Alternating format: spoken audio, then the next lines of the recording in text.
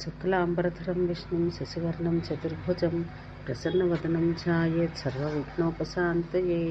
అందరికీ నమస్కారం అండి. ఈ రోజు నుంచి మనం వరాహ మహాపురాణం తెలుసుకుందాం. ఓం నమో భగవతే వాసుదేవాయ, ఓం నమో భగవతే వరాహాయ. భూదేవి ప్రార్థన.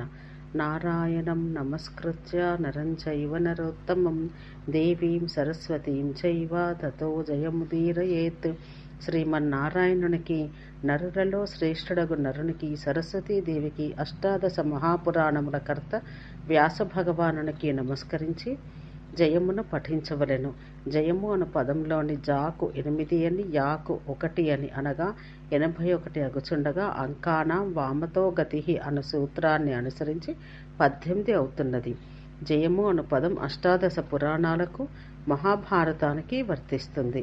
ఇక్కడ నారాయణ స్వరూపుడైన శ్రీ వరాహ భగవానునికి, నరశ్రేష్ఠుడు నరరత్నమగు నరుడను మహారుషికి, భగవంతుడగు నారాయణుని లీలల వర్ణన ద్వారా ప్రకటీకృతం చేయు విద్యాధిదేవత సరస్వతికి, ఆ అష్టాదశ పురాణాలను మహాభారతాన్ని రచించిన కృష్ణద్వైపాయన వ్యాసునికి నమస్కరించి అసరీ సంపత్తులను నశింపచేసి అంతఃకరణం శుద్ధి చేయు వరాహ పురాణం పఠించవలెను అని భావం. నమస్తస్మై వరాహాయ లీలయోద్ధరతే మహైం ఖురమధ్యగతో వయస్య మేరు ఖణఖణాయతే.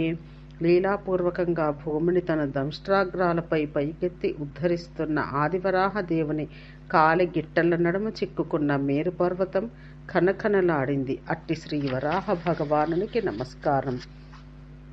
దంష్ట్రాగ్రేణోద్ధృతా గౌరు దదధి పరివృతా పర్వతైర్నిమ్నగాభిః సాకం మృత్పిండవత్ప్రాభృహ దుర్వుష్పుషాన్ అనంతరూపేణ యేన సోయం కంసాసురారిర్మురనరక దశాస్యాంతఃకృతా సర్వసంస్థః కృష్ణో విష్ణుః సురేశోనుదతు మమ రిపూణాదిదేవో వరాహః.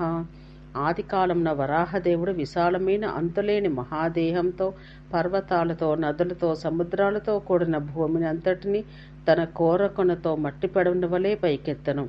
ఆ శ్రీ వరాహ భగవానుడు కంసుడు, మురుడు, నరకుడు, రావణుడు ఆది రాక్షసులను అంతం చేసినవాడు. నల్లని వన్నెగల దేవతలందరికీ ప్రభువైన, అంతటా వ్యాపించిన విష్ణు రూపంతో ప్రభువై అన్నింటనూ నెలకొని ఉండేవాడు. అట్టి తొలి దైవము అగు శ్రీ ఆదివరాహ దేవుడు నా సర్వబాధలు, కామక్రోధ లోభాది ఆధ్యాత్మిక శత్రువులను, నా పగవారిని పారద్రోలుగాక. యహ సంసారార్ణవేనౌరివ మరణ జరా వ్యాధి నక్రోర్మి భీమే భక్తానాం భీతిహర్త మురనరక దశాస్యాంత కృత్కోలరూపీ విష్ణుః సర్వేశ్వరోయం యమిహ కృతధియో లీలయా ప్రాప్నువంతి ముక్తాత్మానో న పాపం భవతు ప్రణతితారాతిపక్షః క్షితీశః.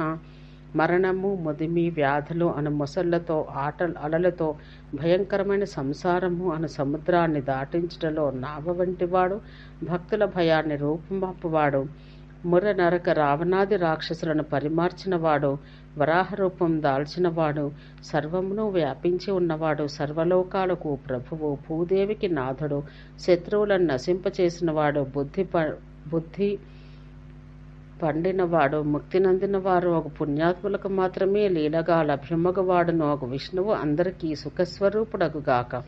సూతుడిట్లు చెప్పెను. తొలి కాలంన విష్ణువు వరాహదేహంతో తన్ను ఉద్ధరించిన నాడు భూదేవి భక్తితో పరమేశ్వరుని ఇట్లడిగాను.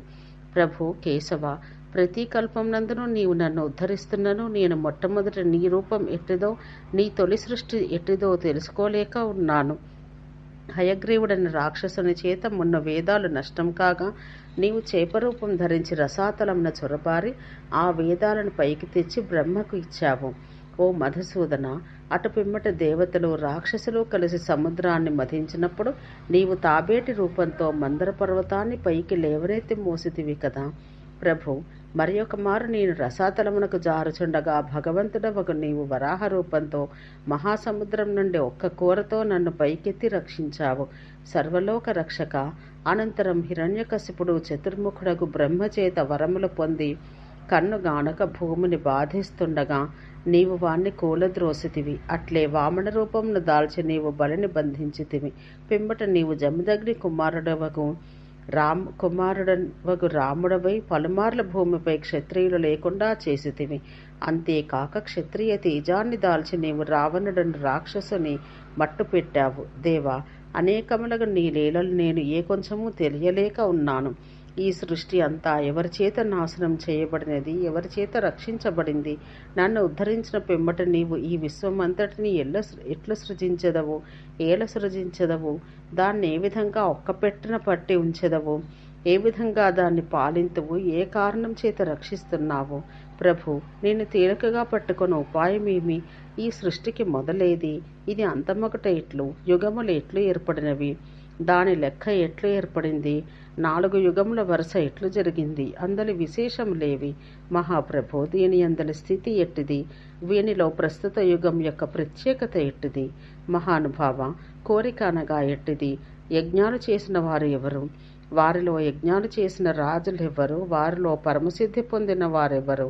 నాయందు ప్రసన్నుడవై దీన్ని అంతటినీ నాకు సంగ్రహంగా చెప్పుము అని భూదేవి ఈ విధంగా పలకగా, వరాహ రూపంలో ఉన్న పరమేశ్వరుడు నవ్వగా, అట్లు నవ్వుతున్న ఆయన కడుపులో ఏకాదశ రుద్రులను, దేవతలను, వసువులను, సిద్ధుల సముదాయాలను, మహర్షులను భూదేవి దర్శించింది.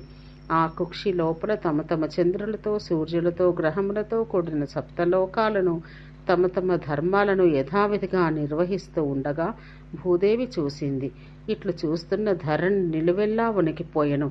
మరలా ఆ మహాత్ముడు నోరు తెరవగా నిర్మలములకు సమస్త అవయవాలు గల ధరణి 4 భుజాలు కలిగి మహాసముద్రంలో నిద్రిస్తున్న ఆ విష్ణుని స్వరూపంనే చూసెను. శేషపర్యంకమున క్షీరసాగరమందు నిద్రించి ఉన్న జనార్దన దేవుని, ఆ దేవదేవుని బొట్టు తామరలో ఉన్న నలుమోములు దేవర బ్రహ్మను చూసి చేతులు మోర్చి భూదేవి ఇట్లు స్తుతించెను. పద్మదళం వంటి కన్నులు గల స్వామి, పీతవస్త్రధారి, నీకు వందనం. దేవతల శత్రువులను రూపుమాపునట్టి పరమాత్మ, నీకు నమస్సు. శేషుడను పాన్పుపై పవ్వలించి హృదయాన లక్ష్మీదేవిని దాల్చిన స్వామి, సర్వదేవేశ, మోక్షమొసగు దేవా, నీకు నమస్సులు. సారంగము, ఖడ్గము, చక్రములు ధరించిన దేవా, నీకు కైమోడుపు. జన్మము మరణము లేని ప్రభు, నమస్కారం. బొడ్డు తామర వంటి బ్రహ్మదేవుని సృజించిన మహానుభావ, ప్రణతి పగడముల వంటి మోము, చిగుళ్ల వంటి చేతులు కలిగి అలరారుచున్న దేవా, నీకు నమస్కారం. నిన్ను శరణు పొందితిని, పాపమెరుగని పడతిని అగు నన్ను కాపాడము. జనార్దన, నిలువెల్లా నల్లని కాటుక వంటి ఆకారం గల నీ వరాహ రూపాన్ని నీ దేహమున కానవచ్చిన జగమును దర్శించి భీతి నొందాను. నాథ, ఇప్పుడు నా యందు దయచూపుము. నన్ను ఈ మహాభయం నుంచి కాపాడము. కేశవుడు నా పాదములను, నారాయణుడు నా పిక్కలను, మాధవుడు నా నడుమును, గోవిందుడు నా గుహ్యమును రక్షించుగాక. విష్ణువు నా పొక్కిలని, మధుసూదనుడు నా ఉదరాన్ని, త్రివిక్రముడు నా ఊరువులను, వామనుడు నా హృదయాన్ని కాపాడుగాక. శ్రీధరుడు నా కంఠాన్ని, హృషికేశుడు ముఖమును, పద్మనాభుడు కన్నులను, దామోదరుడు శిరస్సును బ్రోచుగాక అని ఇట్లు పలుమార్లు హరినామాలను తన అంగములపై పాదుకొలిపి ధరణీదేవి, భగవానుడా విష్ణు, శ్రీ మహామూర్తి, నీకు నమస్కారము అని పలికి విరమించెను. ఓం శాంతి శాంతి శాంతి.